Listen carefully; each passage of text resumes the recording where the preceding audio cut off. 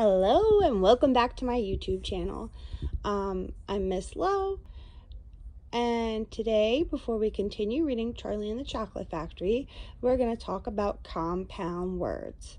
Does anybody know what a compound word is? A compound word is a word made up of two words put together. So, two words that make sense already in English put together to make one word. Some examples of compound words are sun and set. When you put those together, it means that the sun is going down. Door and knob is a knob that goes on a door so that you can open it. Notebook, a book that you take notes in. Dog, house, a house for your dog. Blueberry, a berry that is blue. And barefoot means there's nothing on your feet. The best part about compound words is that most readers can make sense of them because the two smaller words put together create the meaning of the bigger word. An example that we've seen so far in Charlie and the Chocolate Factory is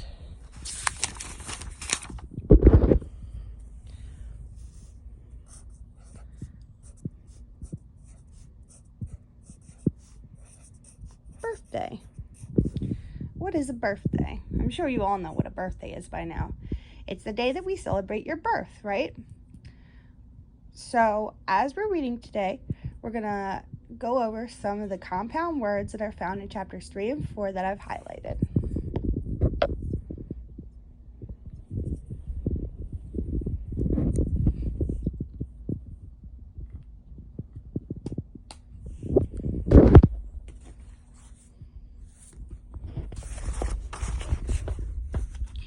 Chapter 3, Mr. Wonka and the Indian Prince.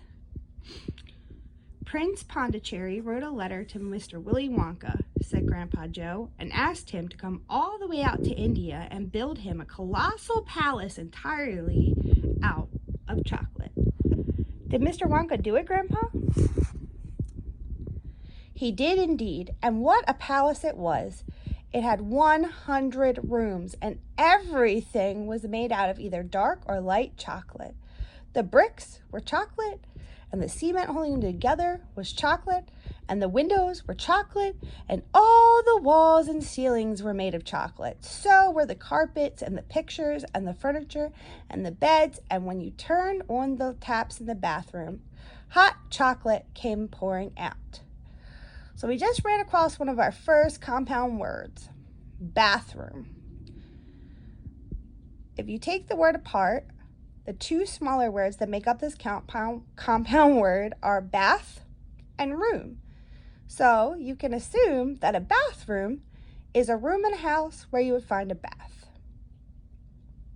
When it was all finished, Mr. Wonka said to Prince Pondicherry, "I warn you, though, it won't last very long. So you'd better start eating it right away." "Nonsense!" shouted the prince. "I'm not going to eat my palace.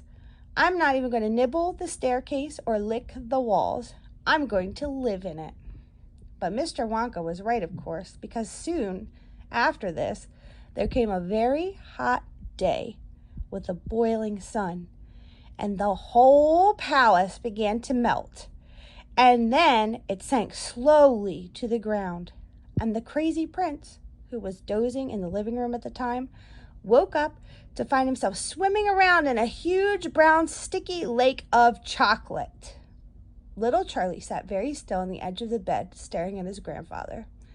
Charlie's face was bright, and his eyes were stretched so wide you could see the whites all around. "Is this really true?" he asked. "Are you pulling my leg?" "It's true!" cried all four of the old people at once. "Of course it's true. Ask anyone you like." So we just ran past another compound word, anyone. So the two words that make up this compound word are any and one, meaning that you could ask any one person the same question and get the same answer in this context. "And I'll tell you something else that's true," said Grandpa Joe, and now he leaned closer to Charlie. And lowered his voice to a soft, secret whisper. Oh, hold on. Nobody ever comes out. Nobody is another compound word. Nobody, the two words that make it up are no and body. So we can assume that it means that not a single physical body. Out of where? Asked Charlie. And nobody ever goes in. In where? Cried Charlie. Wonka's factory, of course. Grandpa, what do you mean? I mean workers, Charlie. Workers? All factories, said Grandpa Joe, have workers streaming in and out of the gates in the mornings and evenings, except Wonka's. Have you ever seen a single person going into that place or coming out? Little Charlie looked slowly around at each of the four old faces, one after the other, and they all looked back at him. They were friendly, smiling faces, but they were also quite serious. There was no sign of joking or leg pulling on any of them. Well, have you? Asked Grandpa Joe. I really don't know, Grandpa, Charlie stammered. Whenever I walk past the factory, the gates seem to be closed. Exactly, said Grandpa Joe. But there must be people working there.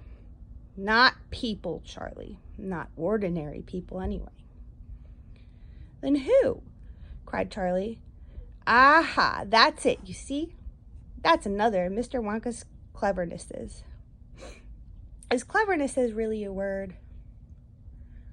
No, it's not. It's one of Dow's ridiculous made-up words that he adds to his stories. Dear Charlie, Miss Bucket called out from where she was standing by the door, it's time for bed. That's enough for tonight. But, Mother, I must hear. Tomorrow, my darling. That's right, Grandpa Joe, said Grandpa Joe. I'll tell you the rest of it tomorrow evening. That was the end of chapter 3. We finally heard the story about the prince. What did you think? Would you live in a castle made entirely out of chocolate? Chapter 4, The Secret Workers. The next evening, Grandpa Joe went on with his story. You see, Charlie, he said, not so very long ago, there used to be thousands of people working in Mr. Willy Wonka's factory. Then one day, all of a sudden, Mr. Wonka had to ask every single one of them to leave, to go home and never to come back. But why? Asked Charlie. Because of spies. Spies? Yeah. All the other chocolate makers, you see, had begun to grow jealous of the wonderful candies that Mr. Wonka was making, and they started sending in spies to steal his secret recipes. The spies took jobs in the Wonka factory, pretending that they were ordinary workers. And while they were there, each one of them found out exactly how a certain special thing was made. And did they go back to their own factories and tell? Asked Charlie. They must have, answered Grandpa Joe, because soon after that, Fickle Grubber's factory started making an ice cream that would never melt, even in the hottest sun. Then Mr. Prodnose's factory came out with a chewing gum that never lost its flavor, however much you chewed it. And then Mr. Slugworth's factory began making candy balloons that you could blow up to huge sizes before you popped them with a pin and gobbled them up. And so on and so on.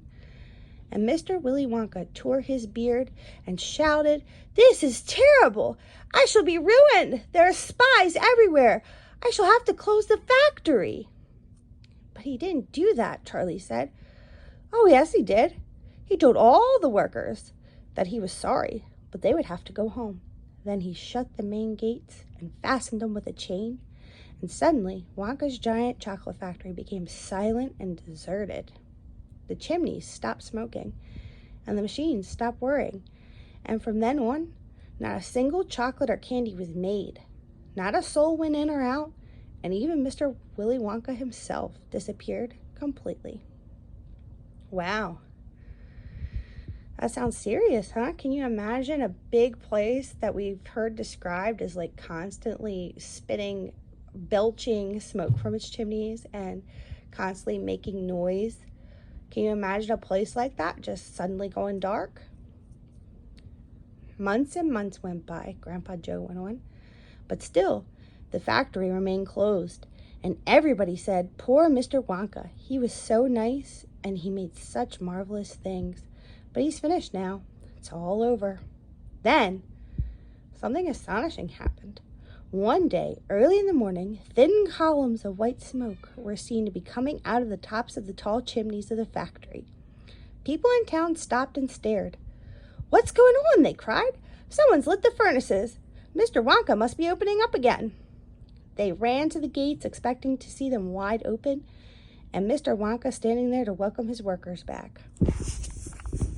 But no, the great iron gates were still locked and chained as securely as ever, and Mr. Wonka was nowhere to be seen. Let's look at this compound word for a minute. Nowhere. So no and where. So we can guess from the two smaller words that this word means not anywhere, right? But the factory is working, the people shouted. Listen, you can hear the machines. They're all whirring again, and you can smell the smell of melting chocolate in the air. Grandpa Joe leaned forward and laid a long, bony finger on Charlie's knee, and he said softly, but most mysterious of all, Charlie, were the shadows in the windows of the factory. The people standing on the streets outside could see small, dark shadows moving about behind the frosted glass windows. "Shadows of whom?" said Charlie quickly. That's exactly what everyone else wanted to know. "The place is full of workers," the people shouted, "but nobody's gone in. The gates are locked. It's crazy. Nobody ever comes out either." Look at Charlie and Grandpa Joe there.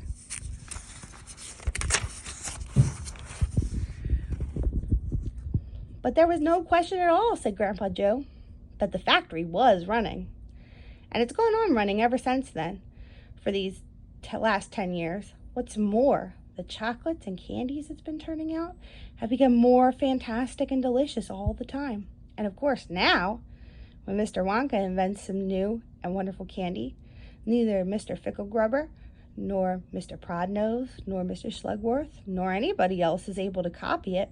No spies can go into the factory to find out how it was made." "But Grandpa, who?" cried Charlie. "Who is Mr. Wonka using to do all the work in his factory?" "Nobody knows, Charlie." "But that's absurd. Hasn't someone asked Mr. Wonka?"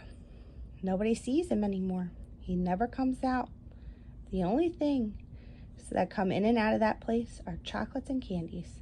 They come out through a special trap door in the wall, all packed and addressed, and they are picked up every day by post office trucks."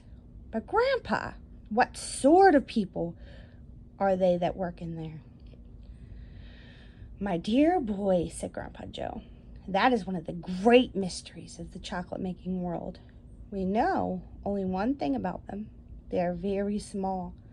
The faint shadows that sometimes appear behind the windows, especially late at night when the lights are on, are those of tiny people no taller than my knee." "There aren't any such people," Charlie said. Just then, Mr. Bucket, Charlie's father, came into the room. He was home from the toothpaste factory, and he was waving an evening newspaper rather excitedly. Okay, so we ran into two more compound words. Toothpaste. Paste for your teeth, right? Easy enough. Newspaper. Paper that has the news on it. "Have you heard the news?" he cried. He held the paper up so that they could see the huge headline. The headline said, "Wonka Factory to be opened at last to lucky few." Okay, so another compound word is headline. Head and line.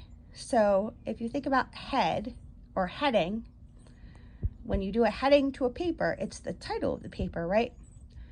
And line is like a sentence or a line. So this headline, "Wonka Factory to be opened at last to lucky few," was obviously, if you look down here, above this news story that we're going to read tomorrow. I hope you enjoyed chapters 3 and 4. This is Miss Lowe. I hope that you're staying entertained. Maybe practice some compound words at home. Look around you. I'm sure there's some in your house somewhere. And I'll see you tomorrow. Bye.